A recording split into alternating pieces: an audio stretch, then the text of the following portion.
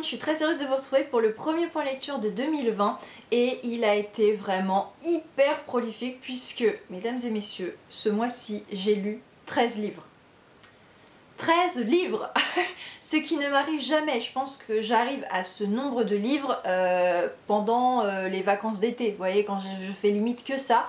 Donc certes, dans les 13, il y a 5 albums jeunesse, donc voilà, mais ça fait quand même 7 livres, et franchement, 7 livres pour moi, dont un pavé en plus, mais c'est vraiment beaucoup. Je suis très fière de moi-même, il faut savoir être fière de soi-même, donc voilà. Et donc du coup, ce mois-ci, j'ai un petit peu changé, donc est-ce que c'est ça qui a fait que ça m'a motivée? Je me suis fait une pile à lire thématique. Donc en regardant mes livres dans ma bibliothèque, clairement ce qui ressortait c'était un double thème, froid et cocooning, comme vous avez pu le voir dans le titre de la vidéo. Donc froid parce que tout simplement les livres se passent dans des endroits ou des pays où il fait froid, où il y a de la neige, ou alors froid, on va plus être dans le côté l'idée du froid par rapport à la thématique, puisque j'ai un livre sur la guerre de 14-18, donc voilà, c'est le côté un peu froid. Enfin, je suis allée un peu loin pour que mon livre entre dans mon thème. Et cocooning, voilà, c'est des livres tout mignons, tout doux, qu'on est content de lire bien au chaud quand il fait froid dehors. Bon écoutez, je vais pas m'attarder plus longtemps sur cette présentation parce que j'ai pas envie que ma vidéo dure 15 000 heures. La seule chose qu'il faut que je pense à vous dire là maintenant tout de suite, c'est que je ne vous présenterai pas les 13 livres. En gros, je ne vous présente qu'un album jeunesse sur les 5 que j'ai lus, parce que sinon voilà, ça serait trop long. Je les ai pas tous en ma possession parce qu'il y en a en fait je les ai lus pendant que je bossais, voilà, je les ai feuilletés rapidement, ça se lit en 2 minutes, donc voilà. Et il y a un roman aussi que je ne vous présente pas parce que c'est la nouveauté, bonne résolution, ceux qui ont vu ma vidéo du tag de bonne année. J'ai donc lu une nouveauté, mais j'ai pas grand chose à vous dire dessus, donc voilà. C'est parti! Le premier livre avec lequel j'ai commencé cette nouvelle année a été un coup de cœur. Voilà, ça ne m'était jamais arrivé. Premier livre de l'année, coup de cœur. Quoique si, je crois qu'en 2016 ça m'était arrivé, mais bon voilà, c'est pas tous les ans comme ça. Et du coup, j'étais trop contente. Donc, ceux qui ont suivi sur Instagram, j'ai commencé mon année par un livre que j'ai lu à Noël, que j'ai eu à Noël, qui est Un clafoutis aux tomates cerises de Véronique Debure. Donc moi c'est l'édition illustrée, ils appellent ça version de luxe, et je pense que c'est aussi ça qui a participé au coup de cœur, puisque ce livre, sur le principe, ne casse pas trop pattes à un canard. C'est le journal intime d'une vieille dame de 90 ou 91 ans, voilà. Elle se décide au premier jour du printemps, je crois, en se disant tiens, je vais tenir un journal, je vais raconter mes journées et tout ça. Et le fait que ce soit illustré, donc déjà vous voyez, chaque jour il y a une petite couleur, c'est rien, hein, mais bon voilà, ça participe au truc. Et vous avez des illustrations, et c'est tout mignon en fait. Et je pense que la raison de mon coup de cœur, c'est que cette dame, elle m'a fait tellement penser à une de mes grand-mères. C'était vraiment une de mes grand-mères. L'auteur a vraiment réussi à se mettre dans la peau d'une dame de cet âge-là.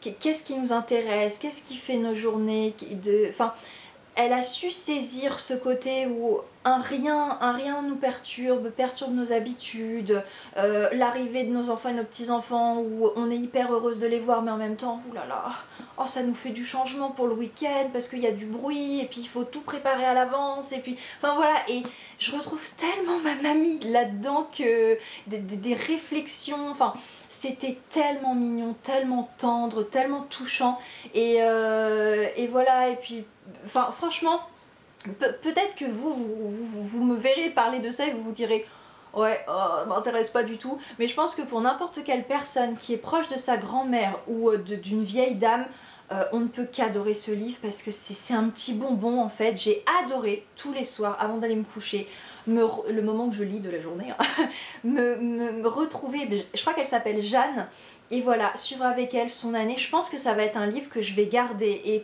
je sais pas, peut-être tous les ans me le relire, tellement je l'ai aimé quoi. Ensuite, deuxième livre de 2020, deuxième coup de cœur. Mais que m'arrive-t-il? Je ne sais pas. Et donc c'est le seul album jeunesse que je vais vous présenter en cette vidéo. Vous comprenez donc pourquoi j'ai choisi celui-ci. Il s'agit de Boîte à bonheur de Carole Norac et Claude K. Dubois. Tout simplement, déjà, on parle de la mignonnerie des dessins, s'il vous plaît. Voilà. Hein. On en parle ou on n'en parle pas, hein? Pour vous dire, j'ai pris ça en photo là. La petite Lola, le petit hamster, et puis je me le suis mis en fond d'écran de mon téléphone, tellement c'est mignon. Genre j'adore, j'ai lu mon téléphone, je suis là, oh. Bref.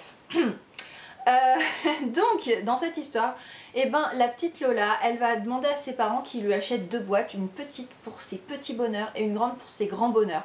Et du coup, dans sa chambre, elle cherche, oh mon doudou c'est un grand bonheur. Et puis ça, oh ça c'est un petit bonheur. Enfin voilà, c'est tellement mignon. Et en fait, ça apprend aux enfants la notion de bonheur, de ce qui nous rend heureux. Et en fait, le bilan de tout ça, c'est que c'est pas forcément matériel parce que bah, au final, un câlin de ses parents, bah, ça c'est un immense bonheur, vous voyez. En fait, de base, je l'avais emprunté en librairie parce qu'on a eu une offre en ce moment de l'école des loisirs où on a plein de livres comme ça, mais en tout petit format, tout souple. Et donc voilà, je l'ai feuilleté et ah bah, je me le suis commandé en dur pour le garder parce que c'est trop mignon. Alors j'ai eu un autre coup de cœur pour un autre album jeunesse, mais malheureusement je ne sais pas ce que les éditeurs ont foutu. Le truc est arrivé en nouveauté en magasin. 3 jours après, il était déjà indisponible chez l'éditeur. J'ai pas compris et ça fait un mois que le bouquin on ne peut plus l'avoir. Et il y a quelqu'un qui nous l'a acheté en librairie juste après que je l'ai lu. Donc en fait je ne peux pas vous le présenter, donc j'espère qu'il va de nouveau être disponible et comme ça je pourrai vous le présenter dans une prochaine vidéo en mode vous vous souvenez en janvier, voilà, parce qu'en soi j'ai eu 3 coups de cœur ce mois-ci quoi, un roman et 2 albums jeunesse, voilà. J'ai ensuite enchaîné après ces 2 coups de cœur sur la liste de mes envies de Grégoire Delacour. Mon 3e Grégoire Delacour déjà, et ça n'a fait que confirmer le fait que j'aime vraiment beaucoup cet auteur et il me tarde en fait de lire même un 4e livre de lui. Parce que Grégoire Delacour, il a vraiment ce talent pour nous raconter un peu des tranches de vie, des comportements humains, des façons d'être, de façon très juste. C'est toujours tendre, mignon, mais avec une pointe quoi, oui, oui, la nature humaine, c'est aussi ça. Hein. Et c'est exactement ça dans ce livre, c'est qu'on va suivre Jocelyne, qui est mercière dans la ville d'Arras, et qui va gagner au loto.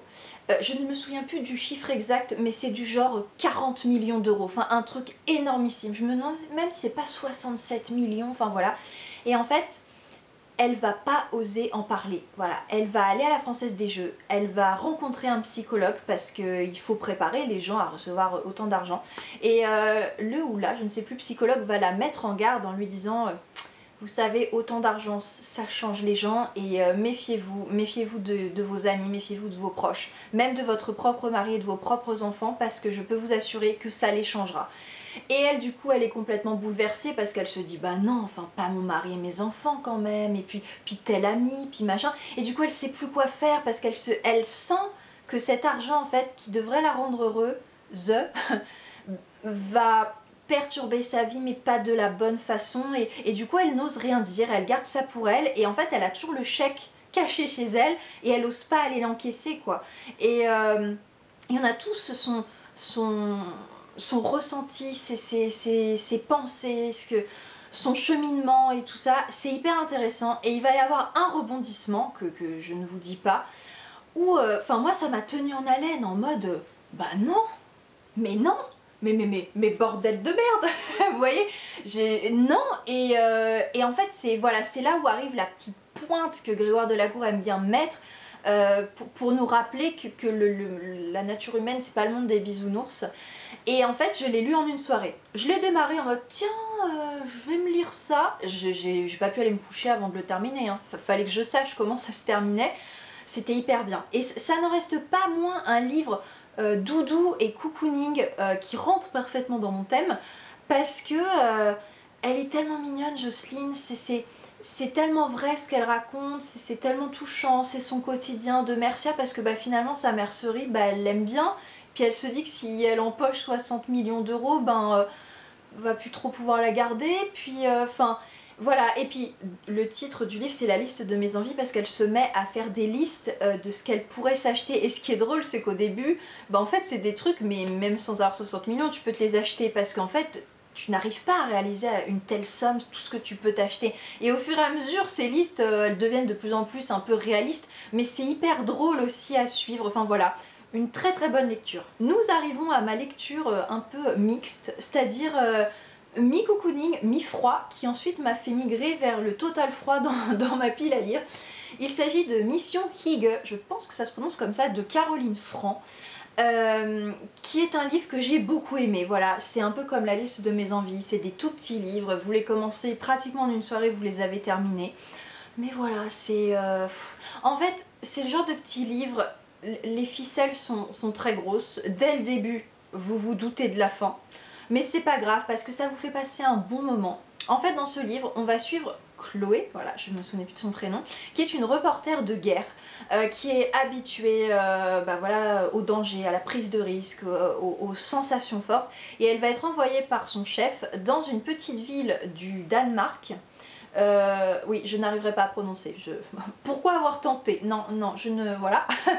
Qui vient d'être élue la ville la plus heureuse du monde, puisque vous savez, il y a plus 3-4 ans, le Danemark a été élu le pays le plus heureux du monde, et c'est là où on a découvert leur fameux hygge, leur façon de vivre. Et donc, elle doit être envoyée en incognito pour enquêter. Donc, elle va se faire embaucher en tant que serveuse dans le bar-restaurant de la ville, et voilà, sous couverture, elle va enquêter. Sauf que vous vous doutez bien que Chloé, vu son tempérament et son métier de base, elle fait clairement la gueule de se retrouver là. C'est un peu pour elle une punition liée à son comportement au travail. Et vous vous doutez bien également que finalement, alors qu'elle arrive et qu'elle elle critique tout et pour elle tout lui semble nul à chier, finalement elle va s'y faire, elle va adorer et ça va complètement la changer. Donc oui, c'est là où je vous dis qu'il y a des grosses ficelles, mais en fait c'est hyper agréable à lire parce que ça nous transmet vraiment le mode de vie des Danois. Alors, je ne suis jamais allée au Danemark et je ne suis pas danoise, donc je me rends pas compte de si c'est totalement cliché ou pas, mais au vu, je vais y arriver, au vu du nombre de livres qui présentent ce genre de façon de vivre, je commence à me dire que bon, ça doit quand même être à peu près vrai. Et c'est une façon de vivre où en fait ils savent profiter des petites choses, des petits instants, juste voilà, manger une pâtisserie au coin du feu en racontant sa vie à un ami, faire un jogging par 0 degré autour d'un lac et on s'arrête pour observer ce lac sur lequel le soleil se reflète, voilà, c'est beau, la journée commence bien, enfin voilà, ils ont vraiment une façon de vivre hyper agréable et du coup ce livre nous le transmet. Et c'est vachement apaisant, donc je vous le recommande également si vous cherchez ce genre de petite lecture. Je vois à combien de temps j'en suis, c'est encore trop long, mais bon, en même temps, je peux pas vous présenter un livre en 30 secondes top chrono, quoi, c'est impossible. Et alors celui qui arrive, encore moins, puisque mesdames et messieurs, donc encore une fois ceux qui me suivent sur Instagram, eux ont un petit peu suivi. D'ailleurs je vous invite à me rejoindre, tout simplement Loca des livres, voilà, où vous avez souvent un aperçu de ce que vous allez retrouver en vidéo. Je me suis lancée enfin dans l'un des plus anciens et plus gros livres de ma pile à lire, rien que ça. Il s'agit de Au revoir là-haut de Pierre Lemaitre. Voilà, je ne réalise pas que je l'ai lu. Tu sais, je le regarde, je suis là. 6 ans quand même, hein. Plus de 6 ans dans ma pile à lire, à le regarder en mode non, non, toujours pas, non. Et là, ça y est, voilà, je me suis lancée. Je suis hyper heureuse de l'avoir lu parce que c'est quand même le prix Goncourt de l'année 2013. C'est un livre qui a 2 autres tomes ensuite, c'est une trilogie, le dernier vient de sortir et c'est ça, je pense, qui m'a décidée. Lui est étudié au lycée, je crois. Il y a beaucoup d'élèves qui viennent nous l'acheter. Le tome 3 qui vient de sortir où les gens demandent si on a aimé, machin. Et moi, je suis là et je me dis, moi, je suis au stade 0, je ne l'ai toujours pas lu. Voilà, fallait que je me lance. Bref, j'ai un avis partagé sur ce livre et j'ai galéré. J'ai réfléchi en mode, comment je peux expliquer ce ressenti, machin. En gros, pour moi, ce livre représente vraiment la raison pour laquelle je ne lis pas de gros livres. Voilà, je crois que c'est vraiment le bilan de ça. Pourquoi? Je m'explique. Alors déjà, je vous explique rapidement l'histoire. On va suivre Albert et Édouard qui sont 2 soldats qui ont combattu pendant la guerre de 14-18. Donc l'histoire commence lors des dernières semaines de la guerre et en gros ils vont être clairement liés, leurs destins vont être liés puisque l'un va sauver l'autre sur le champ de bataille et en le sauvant va se prendre un méga éclat d'obus et va terminer en gueule cassée. Voilà. Et donc l'autre va s'occuper de lui parce qu'il lui a quand même sauvé la vie et il va s'occuper de lui dans sa convalescence. Voilà. Il y a un lien un peu c'est quoi le mot, indéfectible, putain, indestructible, indéfectible qui va se créer entre eux. Et on va les suivre ensuite, voilà, après la guerre, puisque l'histoire s'étend de fin 1918 à 1920-1921. Et ils vont se rendre compte que, en gros, dans l'après-guerre, on élève en héros les soldats qui sont morts au front. Mais par contre, ceux qui sont rentrés, qu'ils soient abîmés physiquement ou comme l'un ou psychologiquement comme l'autre, on veut pas trop en entendre parler, on veut pas trop les voir, et eux, on peut pas franchement dire qu'ils soient considérés comme des héros. Et du coup, c'est pas exactement à cause de ça, mais un peu quand même, ils vont mettre en place une arnaque en fait nationale pour un peu prendre leur revanche sur ça. Voilà, c'est un petit peu le speech. Ce livre, l'histoire est très originale. Voilà, je veux dire, Pierre Lemaitre, il est allé la chercher. Histoire très intéressante. C'est bien écrit. Je m'attendais pas à une écriture comme ça. Genre, je sais pas pourquoi. Moi, je m'imaginais qu'un prix Goncourt, ça avait une écriture. Voilà. Genre, non, c'est une écriture simple, mais bien, c'est bien écrit, quoi. Voilà. Et surtout, Pierre Lemaitre prend le temps. Mais vraiment. Alors, ça, souvent, on reproche l'inverse aux auteurs. Alors, lui, par contre, il prend le temps de développer ces personnages, développer leur psychologie, comment ils avancent psychologiquement au fur et à mesure des semaines, des mois, que ce soit les deux personnages principaux ou tous les personnages secondaires autour d'eux, parce qu'il y en a beaucoup. Et je pense que sans ce long développement, l'histoire aurait pas autant d'impact, parce que du coup ça irait trop vite, on se dirait comment on passe de ça à ça, vous voyez. Il y a vraiment tout un travail de développement qui est très bien fait. Mais malheureusement, c'est là où pour moi ça pose problème, parce que moi mais c'est aussi mon tempérament dans la vie, j'ai un côté allez hop hop hop hop hop hop, on y va on y va on y va. Et quand je me retrouve face à ce genre de bouquin, je suis en mode bon, quand est-ce que ça avance un petit peu, vous voyez, j'ai vraiment eu ce sentiment là. C'est-à-dire qu'en fait, tout ce que je lui reproche, j'ai conscience que c'est très bien, que c'est un très bon livre, mais en fait, c'est pas fait pour moi. C'est ça vraiment la véritable conclusion. Et c'est pour ça que je vous dis que c'est souvent pour ça que je ne lis pas de gros livres. Parce qu'en gros, généralement, les gros livres, c'est soit des livres dans lesquels il se passe énormément de choses, soit c'est des livres très descriptifs, où les auteurs prennent leur temps. Et moi, j'ai du mal avec les auteurs qui prennent leur temps. Voilà, c'est un fait, c'est moi. Donc, je vous avoue que le livre fait 570 pages. Je vous avoue que les 300 premières pages, ok, nickel. De 300 à 480, j'ai commencé vraiment, enfin je pense que vers 420 pages, clairement j'en avais ras le bol, quoi. J'avais qu'une envie, c'était l'abandonner en mode c'est long, quoi, c'est lent, j'en ai marre. Mais je me refusais, j'avais fait le fait de terminer ce livre un principe catégorique, quoi. Non, tu iras au bout. Et puis à la fin, comme c'est la fin, ça réaccélère et j'étais contente. Donc voilà, j'ai trouvé ce livre trop lent à mon goût, mais pour autant ce n'est pas une critique totale, puisque j'ai conscience que c'est ma façon de voir les choses qui fait que voilà, du coup ça n'a pas totalement matché. Il n'empêche que je suis très heureuse d'avoir lu ce livre, vraiment la fierté absolue, quoi. Mais je pense que ça s'arrêtera là pour moi dans cette version là, puisque j'ai découvert, d'ailleurs grâce à Sab de Call Me Sab, de la chaîne Call Me Sab, qui m'a tagué, que celui-là et le deuxième tome avaient été adaptés en BD. Donc je pense que le deuxième tome se passera pour moi en BD, parce que j'ai quand même envie de savoir ce que deviennent les personnages dans le tome 2.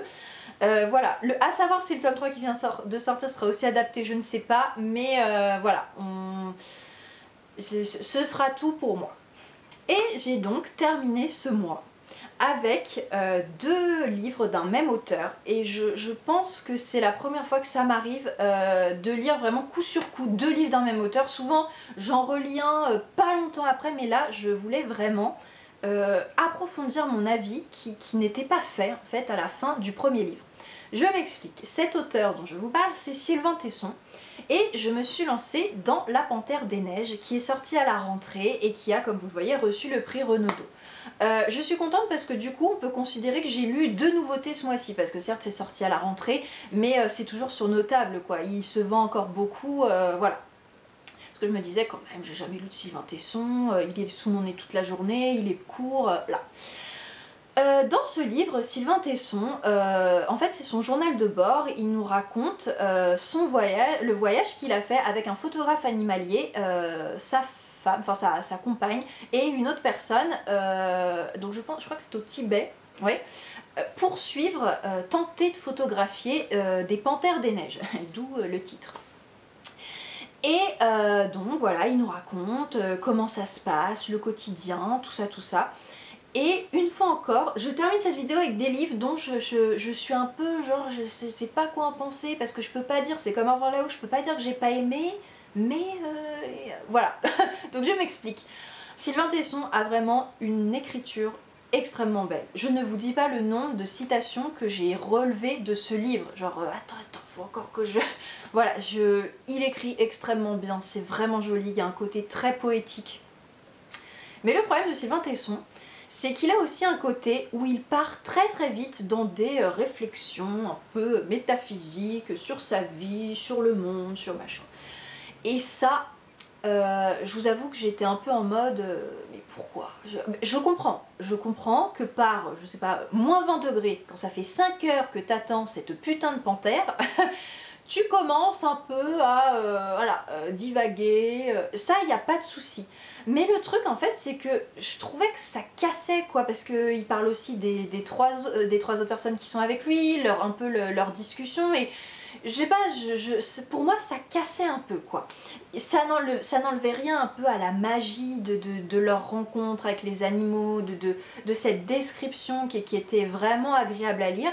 Mais je suis restée un peu sur un côté, je sais pas quoi en penser. Je me suis dit, bon bah ma fille, faut que tu te fasses vraiment un avis, tu peux pas rester là-dessus.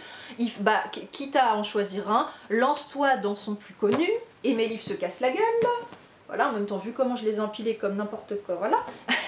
Lance-toi dans Les forêts de Sibérie. Voilà, qui je pense clairement c'est son plus connu, moi en tout cas pour moi c'était son plus connu. Bon, comme vous le voyez, je ne l'ai pas encore totalement terminé, je gruge un petit peu, mais il n'empêche que je me suis déjà totalement fait mon avis, qui n'est toujours pas tout à fait défini. Voilà. Donc dans celui-ci, Sylvain Tesson, il est allé s'enfermer en ermite pendant 6 mois dans une cabane au fin fond de la Sibérie, sur les rives, il dit sur les bords du lac Baïkal. Voilà. Donc bah rebelote, c'est son journal de bord où là carrément il nous note pratiquement tous les jours quelques phrases, machin, où il nous raconte son quotidien.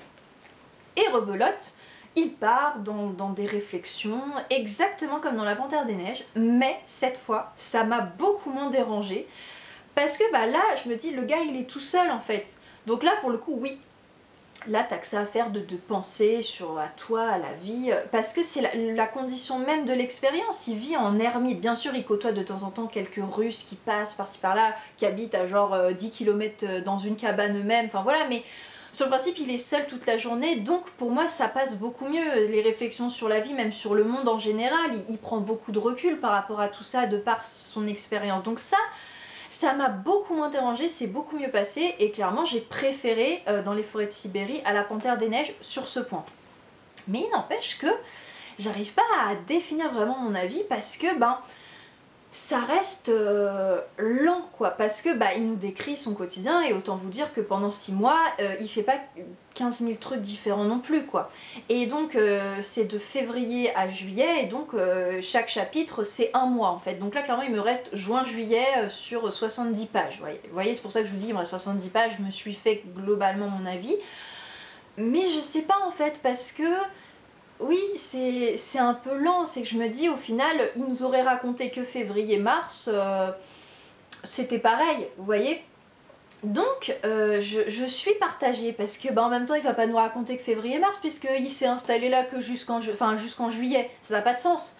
Mais voilà, c'est disons que je pense que vous voyez, je suis complètement paumée dans mon avis, hein, mais je pense que les livres de Sylvain Tesson, il faut vraiment les prendre en se disant, je vais faire une parenthèse avec cet auteur et je vais me laisser porter par ses descriptions et ses réflexions. Je pense qu'il faut le prendre comme ça en fait, Sylvain Tesson. Fait beaucoup de on dans ma phrase, mais bon, c'était pas fait exprès, hein. Voilà, et donc je termine ce point lecture en mode, je crois qu'il faut que je lise un 3e livre de lui pour continuer ça, parce que, voilà, je dis pas que j'ai pas aimé, c'est très intéressant, mais il y a un mais. Donc ma question c'est, est-ce que je lis un troisième du même genre, ou j'en lis un peu différent, pour avoir une idée de ce qu'il a pu faire autrement. Je pense que je vais lire un qui est un petit peu différent, du genre Un été avec Homer ou quelque chose comme ça. Voilà, vous avez vu, hein, commence l'évolution de mon mois de janvier. Là, on commence sur du cocooning, coup de cœur, tac, tac, tac, boum, ça s'enchaîne bien. Et on arrive sur mon thème froid. Et là, ça part, on m'a perdu dans le froid, quoi. Ce point lecture beaucoup trop long est enfin terminé. Voilà, je suis désolée. Je m'étais dit, hein, tu synthétises, machin. Mais comme je vous ai dit, je crois que c'est pas fait pour moi. Synthétiser, mais parce qu'en même temps, j'ai besoin de vous parler de ces livres, quoi, de développer, voilà. Bon. Donc, sur ce, je vais vous laisser là. J'espère pour vous que votre mois de janvier s'est très bien passé, que vous avez eu de belles lectures, voire des coups de cœur comme moi. Et bah écoutez, je vous retrouve très vite dans une prochaine vidéo. Hasta luego!